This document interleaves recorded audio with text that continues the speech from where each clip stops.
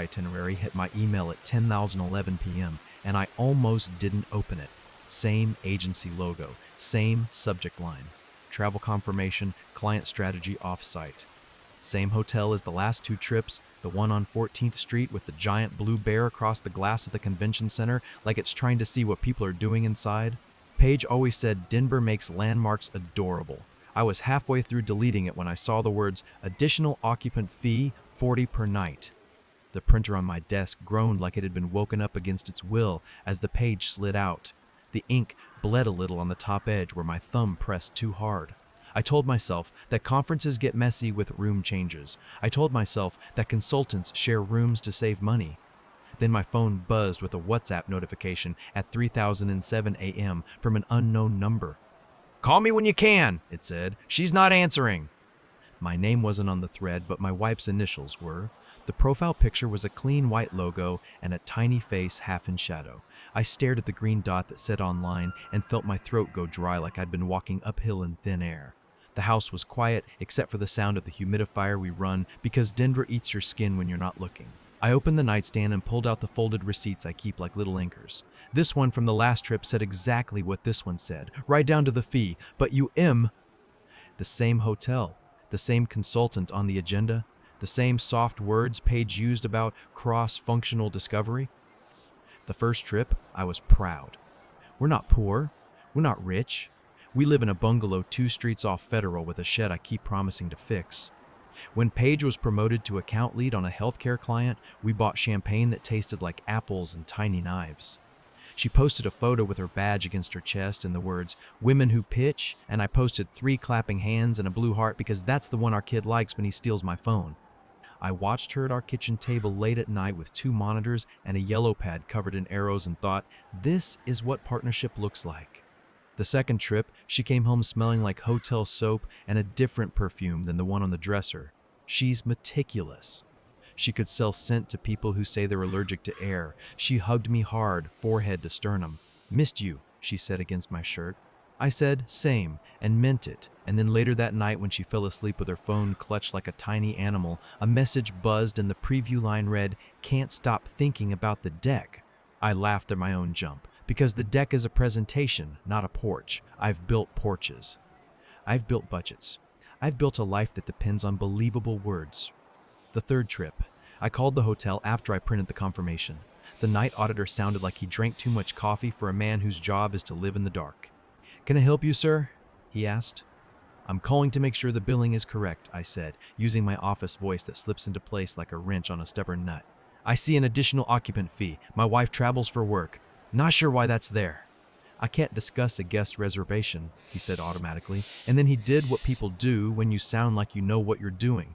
He gave me a little anyway. Sometimes when a guest lists a second name at check-in, there's a charge. "A second name," I repeated, and imagined letters on a screen I couldn't see. "Is the second name a consultant on the event?" The word consultant came out too sharp. My father used to say any man can be a consultant if he finds a way to get paid for the advice he'd give too freely anyway. "I can't say," he said again, softer, like he knew what the conversation was and didn't like being in it. That afternoon, I stood on the job site off Wadsworth watching wind push grit across the parking lot. The steel caught the sun and threw it at my eyes. I was supposed to be measuring a run of stucco with my tape, calculating waste, figuring which crew could take the change order without slipping their schedule. I wrote numbers anyway because that's what my hand knows how to do when my brain is in a place my feet aren't. When it was time to choose a finish, the GC asked me if I like sand or smooth. I said, "What's in the spec?" And he laughed and clapped my shoulder like I'd told a joke. Paige always says she hates when I turn into spreadsheets and straight lines. She says I make everything a schedule. She says it like she's teasing, but sometimes her mouth tightens and I see she thinks it's a flaw. I tell her our mortgage thinks it's a virtue. When she flew out, she kissed me twice, quick, and said, "Be proud of me." I said, "I am," and tucked a travel pack of ibuprofen into her tote because her neck always seizes on planes. At the door, she turned back to get her scarf and grabbed the wrong one. I tried to swap it and she said, "It's fine," a little too loud, like my help wasn't helpful anymore.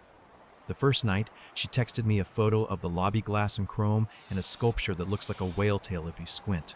She wrote, "Long day, crush it tomorrow." I sent back a selfie of spaghetti with too much sauce and the caption, Michelin star, 3 if they're measured by stains. She hearted it. At 3,000 a.m., my phone pinged with that WhatsApp line again while I slept like a man who doesn't know his life is being written in another room. I read it at 5 over coffee that tasted like a paper cup. Call me when you can. She's not answering. The small dot next to the name said the sender was on the move. It put a green halo around my stupid hope. Maybe it was a work emergency. Maybe it had nothing to do with my wife. Maybe a fire alarm and an evacuation and they got separated and sought each other at a ridiculous hour because they had to be on stage in 6 hours and the keynote doesn't wait. By 7, I had done the thing that changes everything. I asked directly. Hey, I wrote, who's she and why is she not answering? 3 dots. Pause. 3 dots again. Finally, what? I took a breath and pictured the blue bear because it calms me for reasons that make no sense. At 3, I sent. WhatsApp from a number, asked me to call because she wasn't answering, and the hotel added an additional occupant's fee. Is there something I should be bracing for? She took a long time, long enough for me to salt the driveway and back the truck out and pull it in again and still have seconds to stare at a screen that refuses to blink first. Jesus, Nate, she wrote, you're being paranoid. You know I'm across from the convention center. Everyone stays here. Tim from procurement keeps calling because he's a control freak. He probably fat-fingered your number. Tim is a she now? I sent. My humor gets mean when I'm scared. I hate that in myself. You're impossible, she wrote. We're under pressure and you choose this? It's 7 a.m. Please don't make me babysit your jealousy. The word landed in me like someone had thrown a rock through our kitchen window and then rung the doorbell. I typed and deleted and typed again. I'm not jealous, I sent, and knew how small that sounded. I'm asking if you are alone in your room. That is invasive, she wrote. I can't believe you. The consultant is here because the client hired his firm. The fact that you're hunting for ghosts at 3 in the morning says more about you than me. Something in that phrasing was precise, practiced. I know a well-built sentence. I also know a sentence used like a smoke machine. I took my notebook to work and tried to make lines behave. At lunch, my friend Troy leaned against my desk and chewed sunflower seeds and asked if I wanted to hit the rec center after shift. You look like you slept in a dryer, he said, on extra heat. My wife's at the conference again, I said. Blue bear? He asked, grinning. Blue bear, I said. He spat a shell into a paper cup. You going to be a detective or a husband? I'm going to be a man who asks a simple question and gets a simple answer, I said. Apparently that man doesn't exist. What happens if you walk into that lobby and wait? He asked. He said it like a dare and like a friend and like a man who, once upon a time, watched his college girlfriend hit on his roommate with a smile that asked to be forgiven in advance. What happens is I find out if I'm crazy, I said, or if I've been taught to think I am. At 2, my mom called. She doesn't call during work unless the Rocky schedule is weird or something is wrong. You okay? She asked, and I wanted to cry because I sounded not okay and she heard it like a bat hears high pitches. Paige is busy, I said. She's brilliant, Mom said, and busy sometimes pairs with stupid in people like that. I think she's staying in the same room as the consultant. A quiet, then, oh, honey. I don't want to be that man who makes up a thing to match his worst thought, I said, but I'm not making up the charges. Has she given you the look? Mom asked. The one where you start to feel like you owe her an apology for the story she's writing on your face? I laughed, which surprised both of us. She's better than law school at that. I love her, Mom said, and she does because she loves anyone who gets me to dance at weddings, and I'm on your side. Then she said something small and simple. If you go, go calm. I left the plant early because the GC moved to pour and the sky over Denver had that hard blue that makes you walk faster. I parked in a garage near the convention center where the wind punches around corners like a bully. Inside the hotel, the lobby hummed with the friction of money and people trying to look like they have it. Tall plants, tall people, water features that wish they were rivers. I sat in a chair by a lamp shaped like an upside-down martini glass. The carpet was the kind you only see in large carpets, wild and somehow quiet. I texted Troy a single line so someone would know where I was if I had to say it later, like it was a joke. Blue Bear Therapy. Paige's agency had a sign on the digital screen that flicked through sponsors and networking lounges. I watched name tags drift by like leaves in a creek, each a world. The consultant's firm had a booth near the coffee. Their logo was clean and understated. The way you brand yourself when what you sell is the suggestion that you're smarter than the person buying. At 5022, I saw him first. Crisp white shirt, navy jacket with the shoulders a fraction too padded, hair that was not trying to be young but thought it would get there anyway. He laughed at something a woman said, and I watched the laugh arrive at his mouth like it had been called. He wore his badge on his belt loop like he had earned a comfort with rule bending. I didn't have to ask to know it was him. Men like him have a shape in a lobby like this. They are a category. Paige came 15 seconds later, the math so ugly I felt it in my knees. She had a tote slung over her shoulder and her hair pulled into a low knot that only appears when she's trying to look like she didn't try. She saw him before she saw me. She reached for his elbow and then remembered herself and took her hand back. I stood. The floor felt like it rose and I had to ride it. Her eyes found mine. It was a physical thing, like a string pulled from my chest to hers by someone who wanted to see if it would snap. "Nate," she said, the syllable flat. "Paige," I said and turned to the man, "you must be the consultant." He extended a hand because that's what men do when they think etiquette might save them. "Julian," he said. I didn't shake. I looked at Paige. "One room?" I asked. "Or two with a door that stayed open?" "Don't do this here," she hissed. "Where then?" I said. "Because at home I ask and I'm told I'm jealous. On text I ask and I'm told I'm invasive. In dreams I ask and I wake up before you answer." Julian tried a voice like a therapist, pretending not to be one. "Emotions are running high," he said. "We're in the middle of a client activation." "Activation," I said, because there are words that make my hands want to tear something into even, measured strips. "Leave." He looked at Paige and she looked at him, and I saw it. That glance that communicates a week's worth of messages. It was quick. It was enough.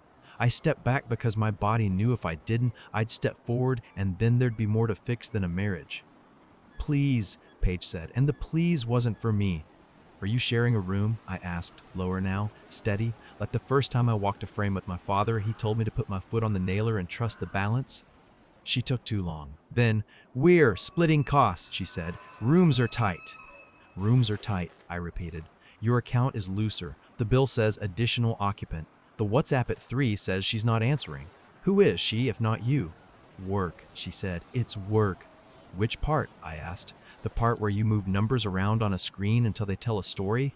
Or the part where you slip out of a role with a title and into a role with a different one and pretend the line between them is blurry because you like the way that feels?" Her face went the kind of still that is a defense. Then she threw the grenade she had been rolling in her palm since morning. "You're jealous," she said, "and small. You've always been small, Nate. You can't handle me being in rooms you can't enter." I breathed in through my nose and counted to 4, the way my mom taught me when I started having panic attacks in my 20s after I thought my career depended on never making a mistake and then made one. The lobby noise shifted as a couple walked by laughing. The fountain made the sound of water pretending to be stone. "I don't want your rooms," I said. "I want the truth in ours." "Let's go upstairs," she said, softer. "We can talk without an audience." "I'm not getting in an elevator that opens to the floor with your door," I said. "I'm done making it easy to rewrite what happened." Julian leaned in like he was in a huddle. "It's complicated," he said. "Consent is clear. Boundaries are aligned." The phrases made my vision sharpen the way it does when I'm about to get a migraine. "You sound like a compliance training," I said. "I'm going to walk to the front desk and ask them to call the event organizer. Then I'm going to the client's booth and ask to see the procurement lead. Then I'm going to hand them this." I held up printed copies of the hotel folio and a screenshot of the 3 a.m. message with his firm's logo glowing like it belonged in a cleaner story. "I don't need to shout. I'm going to whisper in the right ear in a quiet tone that says, 'This is a conflict of interest at best and a misuse of funds at worst.' Then I'm going to go home and take a shower long enough to peel the lobby off my skin, and I'm going to sleep as long as I can until my heart stops trying to run." Paige's eyes flared. "You would blow up my work?" "You already did," I said. "I'm just not going to sweep the pieces into a corner and tell myself it's modern art." "Let's not," Julian said, but the confidence had leaked out of the bottom of his voice. "Go," I said to him, not loud, and he went because we all love simple instructions when we are lost.